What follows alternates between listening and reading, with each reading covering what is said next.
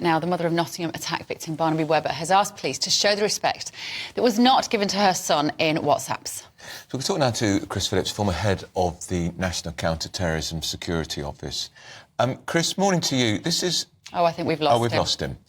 Chris Phillips, we'll get him back. But this is deeply distressing for Barnaby's mum. It really is. He's slain by a deranged knifeman... Calicano, isn't who isn't convicted of murder, even though he was convicted of attempted murder when he drove the van he was in at some passers-by. I don't understand the difference.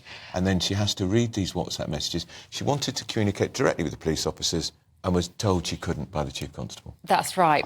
I think we've got Chris now, actually. Yeah. Chris, you're with us now. Chris, this is a very distressing story for Barnaby's mum, for any victims of crime.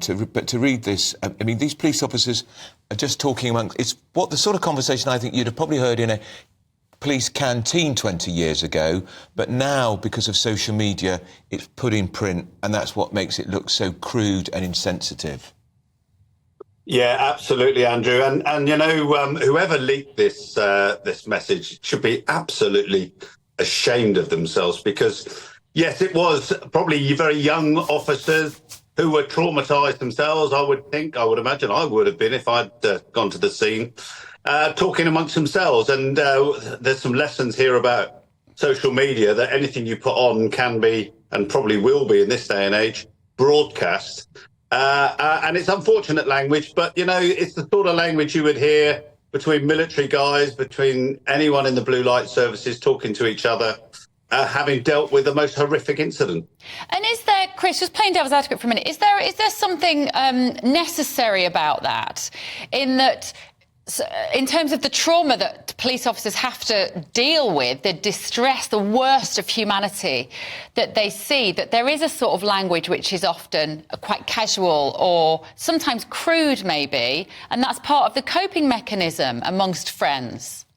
Yeah, well, we've all heard of black humour, and people used to deride what went on in police canteens. It wasn't terrible in canteens. It was people who were in the same boat, effectively talking about the situations that they were in. And you know, there is a thing called black humour, and of course, you know, that is part of it. You know, if you deal with something, I mean, some of the things that I've seen and dealt with over the years, if I hadn't have been able to talk about it and you know, almost laugh about the ridiculousness of it, then goodness knows what would have happened to me. It's just part of human nature, and unfortunately it's a part that you don't want broadcast to the rest of the world. And that's why I say the people that put this out, I mean, I don't know what are they trying to achieve. I don't know. And Barnaby's mum wasn't trying to cause trouble for these police officers either. She wanted to be able to communicate with them directly in a letter, but the Chief Constable said no. And the Chief Constable, by the way, Chris, has also refused to meet Barnaby's mum. I don't understand.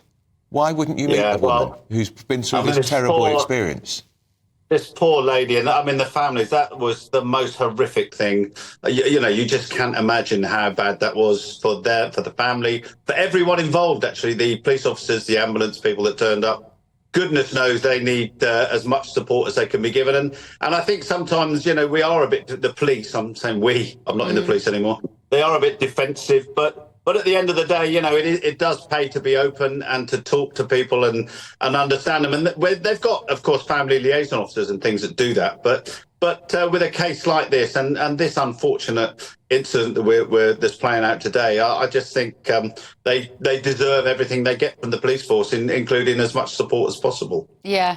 Can we also ask you, Chris, whilst we've got you as the former head of National Counter-Terrorism, whether you saw the scenes yesterday in London from the St George's parade celebration that horribly predictably became violent and aggressive. Now, some would say that that is because the police arrived prepared for violence with their riot shields and their helmets, anticipating maybe that what they would call far-right campaigners were going to kick off. It was a very different style of policing to what we see on the Palestinian marches. Yeah, I think they worked on intelligence, and sometimes their intelligence is good, sometimes it isn't. It is a very difficult situation. I've talked about this a lot over the last few months. Listen, the police are there to try and keep the peace, and if people are not allowed to go to a certain area, then they need to be stopped. And of course, I think that's what was happening yesterday. The optics are terrible. I think the police have been far too soft on some of the demonstrations that have happened over the last few months. There's absolutely no doubt about that. But, you have to bear with them as well, because they're trying to keep the peace. And a large proportion of society does support what the marchers have been saying. It's the police are just caught in the middle, whatever they do. If they go in hard, they're wrong. If they go in soft, they're wrong. Just briefly, because we're on pressure for time, it does reinforce the view, though, doesn't it, of two-tier policing, cracking down really hard on St George's Day festivities, but not cracking down on those marchers who've spewed out vile anti-Semitism remarks. Yeah, absolutely, and it just plays to that tune, doesn't it? Unfortunately, I think the police do need to be harder with these, with what's been happening on the streets generally, and need to be supported to do that. OK. All right. Thanks so much. Great to see you. Chris Phillips there, former head of the National Counter-Terrorism Security Office. We've got two-tier policing. Suella Braverman was right, the former Home Secretary. Why? Why is that? I just think they're